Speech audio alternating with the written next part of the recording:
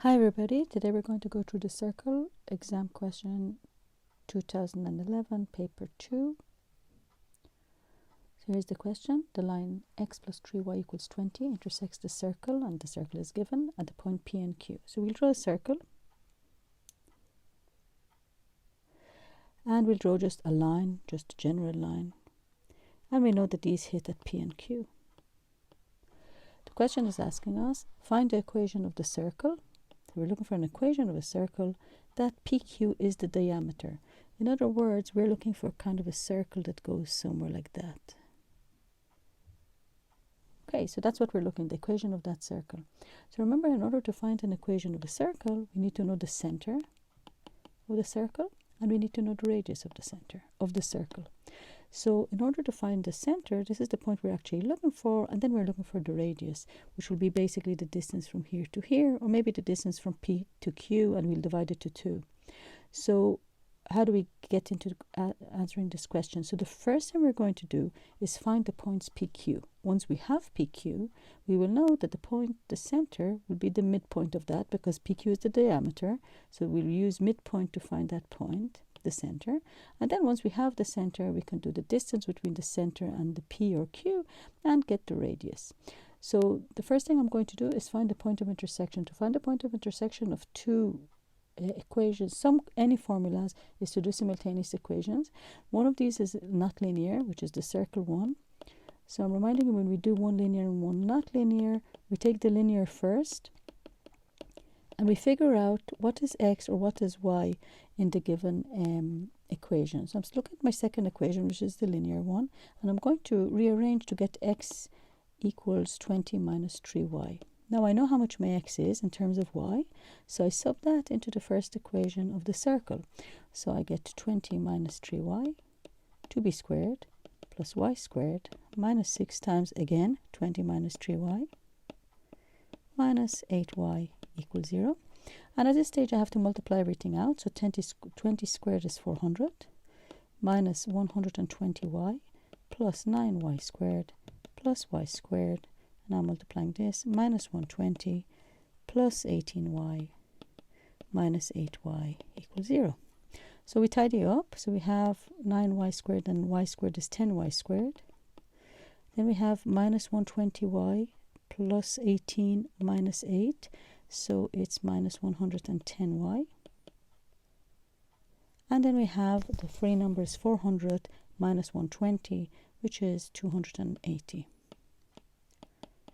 I can divide everything by 10 to get smaller numbers. So I get y squared minus 11y plus 28 equals 0. I can do minus b formula, or I can do factorizing in order to solve this. I know that 4 times 7 gives me 28. So that's the guided number is 28. So 4 times 7 gives 28. But I need to add 4 to 7 and get minus 11. Therefore, I know that both of these have to be negative. So that means it's, sorry, that's a y, not an x.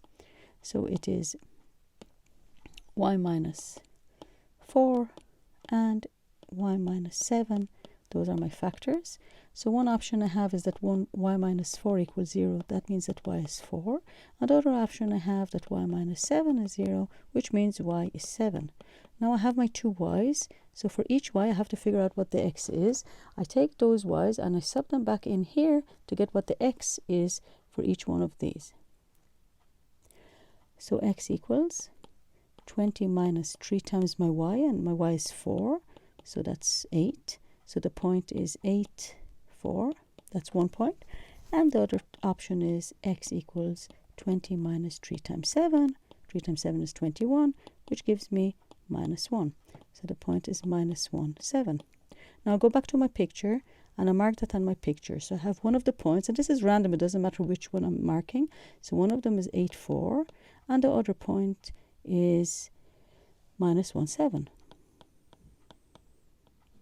Now we need to find the midpoint in order to find the center of the circle. So midpoint means add the x's, divide to 2, add the y's, divide to 2. So this is for the midpoint now, which is actually the center of the circle. So I'm adding the x's, 8 plus minus 1, so 8 minus 1 over 2. And adding the y's, 4 plus 7 over 2. And this gives me 7 to divide to 2, which is 3.5. and 11 to divide to 2, which is 5.5. So this is our center. Now we have to find the radius. We can do the distance between the 2 points that we found here, P and Q, or Q and P. I don't know how I marked it in another place. Q is the bottom one. Yeah, that's correct. So I can do the distance between P and Q, and whatever I get divide to 2, or I can do the distance between P and the center, or Q and the center, and that would be the thing. I'll just do the distance between P and Q. So I'll write just PQ equals square root. Take the x's, so 8 minus 1, so 8 plus 1 to be squared. Y minus, so 4 takes 7 to be squared. And you calculate. 8 plus 1 is 9, squared is 81. That's minus 3 squared is 9, so it's the square root of 90. Now we have to divide this by 2, and that gives us square root of 90 over 2. That's our radius. Okay. I'm just leaving it as it is because it's not very important for now. I just need to write the equation of the circle. So the equation of the circle is x minus 3.5 to be squared plus y minus 5.5 to be squared plus equals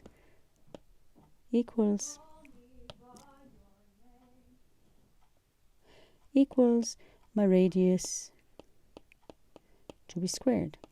This I have to calculate. So 90 square root of 90 squared is 90, and 2 squared is 4.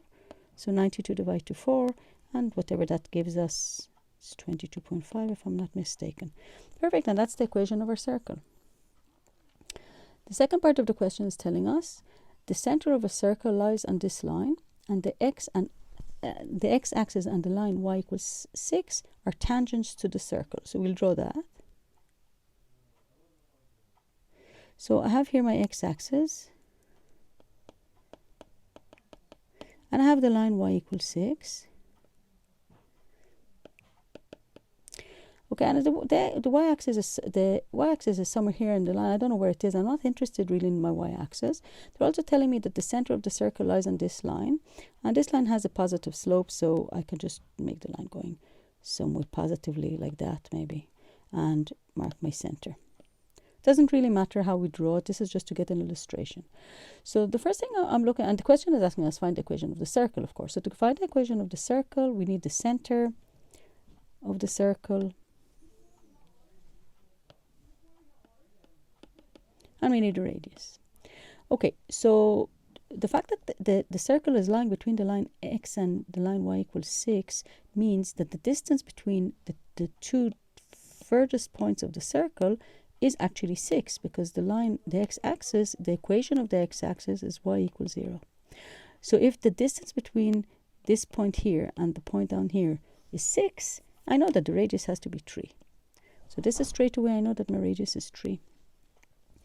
Now for the center of the circle, I know that the distance from this is, so let's say my y-axis is somewhere here. It doesn't really matter, just that we'll understand the idea. So if the height here is 3, this is 90 degrees, so that means the y of the point is 3. The x I don't know, so I'll just figure out some kind of an x. But I know that the y of the center has to be 3 because we're going 3 steps up from the x-axis. Now to find the x, all I have to do is sub it into the equation of the line that passes through this point, because I know that every point on this line, if you give me the y, I can tell you the x, and if you can give me the x, I can tell you the y by subbing in. So I'm going to take my equation, x minus 2y minus 1 equals 0, and I know that y is 3. So I solve together. I sub 3 in there, so I get x minus 2 times 3 minus 1 equals 0. So x equals 7. So that means our center is 7 and 3. Now they want the equation of the circle. So it's x minus the center, y minus the center, and equals the radius squared. So the radius squared is 3 squared, or we can write 9. And that's that. For the second part, they're telling us here's a different circle, and they're saying show that this circle and the circle that we found 2 seconds ago touch externally. What does it mean touch externally? It means that if one circle is there, and here's another circle, and here's another circle, they're not the same size or anything. They're just, oh, this is bad. Yeah, here it's better now. So these are my 2 circles, and this is what we have to show that they touch externally. In order to show that, what we do is we need to know the 2 centers from here to here, 2 centers of the circles. And once we know them, we will find the distance between those 2 centers. Now, if the distance between those two circles is equal to the radius of one circle plus the radius of the other circle, then we know that they're touching. Any other combination will not mean that they're touching externally. So for that, we need to find the center of each circle. So we already know the center of the first one was 7 and 3. So let's say we say this guy is the first guy. And we also know that the radius was 3. Let's look at the second circle. The coefficient of x is minus 6. So 2g equals minus 6. So g is minus 3. So minus g, which is the x of the center, is just 3. So I already know that that's the x of the center. And then I do the same for the y. Minus 12 equals 2f. So f is minus 6. So minus f is 6. And this is the y of the center, which is 6. And then for the radius, of course, we use the formula g squared plus f squared minus c. So g squared is just 3 squared plus 6 squared minus c, and c is 41. So minus 41. And we root it. So this is 9, and this is 36. 36 and 9 is 45. Take 41 is 4. Square root of 4 is 2. So we know that the radius of this guy is 2. So now we're going to do we know now that r plus r is 2 plus 3, and gives us 5. Now we'll find the distance. Maybe we'll call this point A and this point B. So now we'll find the distance from A to B using just distance between 2 points formula.